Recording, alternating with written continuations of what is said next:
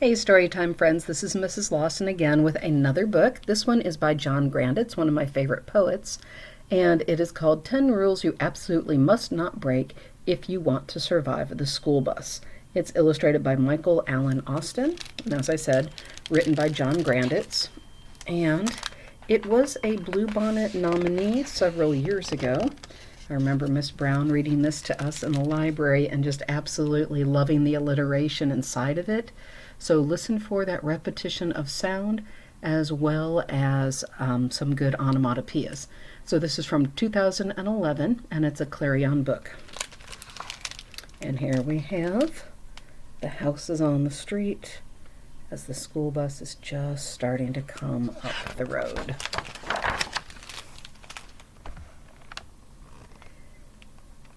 It was the first day of school, and my brother, James, was walking me to the corner when the school bus stopped.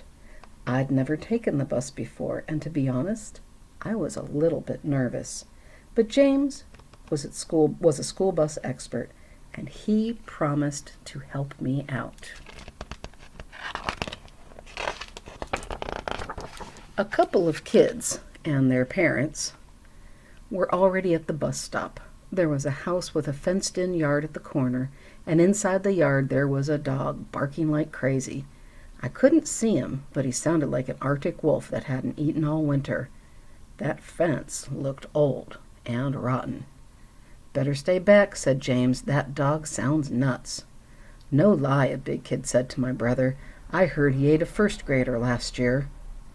Everybody moved far away from the fence as possible, even the grown-ups. But I had a bigger thing to worry about than some dumb wolf dog. I had to ride the school bus alone, by myself, surrounded by kids I did not know. Suddenly, there it was, the school bus, charging right at me like a giant yellow rhinoceros. At the last second, it jerked to a stop. The door swung open.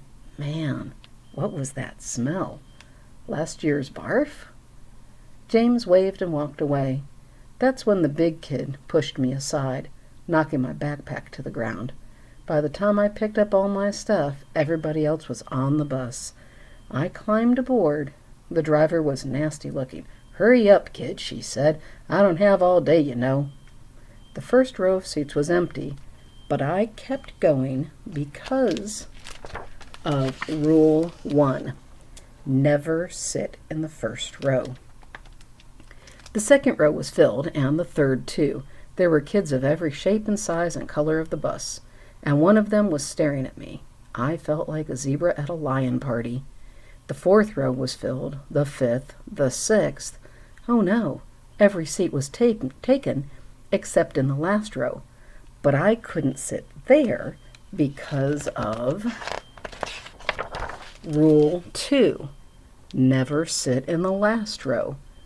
I thought maybe I should go back to the first row and break Rule 1, but then I'd have to walk by everybody again, and I would break Rule 3. Never, ever make yourself stand out in any way. I'd been very careful to put on ordinary clothes that morning. I hadn't worn my moose antler hat or my lucky bowling shirt. Even so, there I was, stopped dead in the middle of the aisle, with everybody staring at me. I walked to the last row and sat down. I'd broken Rule 2 and probably Rule 3 because I didn't break Rule 1. I stared at my shoes. The day was not going well. There was a kid sitting in the window seat next to me. I could see legs and feet, jeans and sneakers. Was it a boy or a girl? I didn't want to be rude, but I was curious. I decided to take a peek and immediately broke Rule 4. Never make eye contact. "What are you looking at, dweeb?" It was the big kid from my bus stop, and he was glaring at me. Up close, he was the size of a grizzly bear. He must have been in the 6th grade at least. Quickly, I looked away. My brother had told me that eye contact was very dangerous. If you looked at a kid wrong, he might lash out at you like a cornered animal. All of a sudden, the big kid's lunchbox fell off the seat. Without thinking about what James would do, I picked it up. And that's when I remembered, oh my, Rule 5, never touch anyone's stuff. What are you doing with my lunch? The big kid yelled. Nothing, I said, tossing it into his lap. It fell on the floor. I was just trying to help. Help yourself to my Twinkies, you mean? No, honest, I was just picking it up. Get out of this seat, he growled. You little kids are a pain. James would never have gotten into this mess because he wouldn't have broken Rule 6. Never talk to big kids. Big kids on the bus are bad, my brother had explained. Never ever talk to a big kid unless you're one yourself. And I wasn't. So far, the big kid had already yelled at me. Maybe he wasn't going to pound me yet, but he might be planning to pound me later. I got up, crossed the aisle, and sat down. There was a girl in the other half of the seat. Don't pay any attention to him, she said. I saw the whole thing. You didn't try to take his lunch. Yeah, but I shouldn't have touched his stuff, I said. I guess I wasn't thinking, which only proved that I still wasn't thinking, because I had just broken Rule 7. Never talk to girls. James had told me that girls were even worse than big kids. They were as mean as snakes. They never stopped talking, and they hated sports. And if you were nice to them on the bus, they might want to sit with you at lunch. Actually, that part didn't sound too bad to me. I wouldn't mind having someone to sit with at lunch. But my brother was the expert. And it was true. The girl hadn't stopped talking since I sat down. But I sort of stopped listening because a bar smell was getting to me and I had to concentrate on not adding to it. Still, I snapped to attention when I heard her say, That guy's not so tough, you know. One time I saw him run away from a squirrel. But he likes to pick on younger kids. He's a big bully. Oh, no. James had especially warned me to obey Rule 8.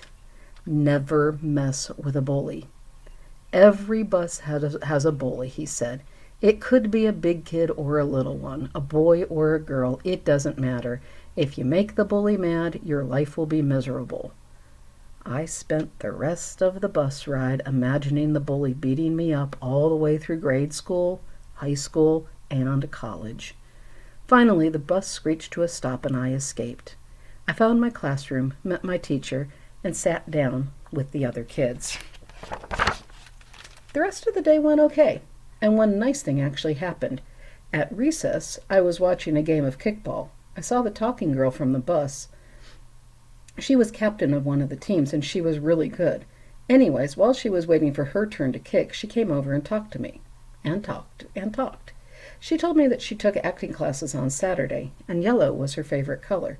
She knew a lot about chameleons, because she had 3 of them, and I was going to tell her about my ant form, only she didn't leave space for me to say anything. Of course, James never would have listened to a girl, but she wasn't bad. In fact, the chameleon stuff was interesting, and she said I could be on her kickball team tomorrow. Finally, it was time to go home, but I couldn't find my bus. There were thousands of them. It was a herd of identical yellow rhinos. Which one was mine? Hey, new kid, over here. It was Talking Girl hanging out the bus window. Yes, I had found the bus, or it had found me. I hurried on because Rule 9, never be the last one on the bus. The driver frowned at me. Sit down, kid, she said. You're the last one on board. I could see my brother was right about this rule. There were no seats left except in the first row, right behind the big bully. Hi, I said weakly, sliding into the seat. I didn't look him in the eye. Even so, I managed to break Rule 1. 3, 6, 8, and 9 in about 30 seconds. That must be a new world record. James would never have approved, but I was too tired to care. Man, I hate the ride home on the bus.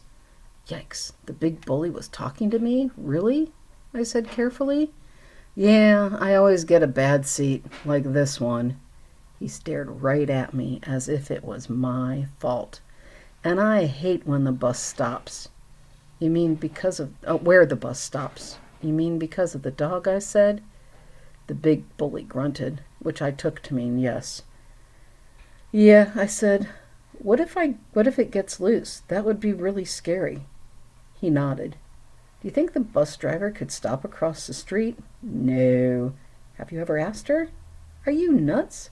There are rules you have to follow when you ride the bus. Tell me about it, I said, and I remembered the last one my brother had said on the list.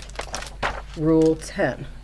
Never, absolutely never mess with the bus driver. I never mess with the bus driver, said the big kid bully. She's scarier than the dog on the corner. He smiled an evil sort of smile, and then he went on. Why don't you ask her? You're a little kid. She probably wouldn't yell at you much.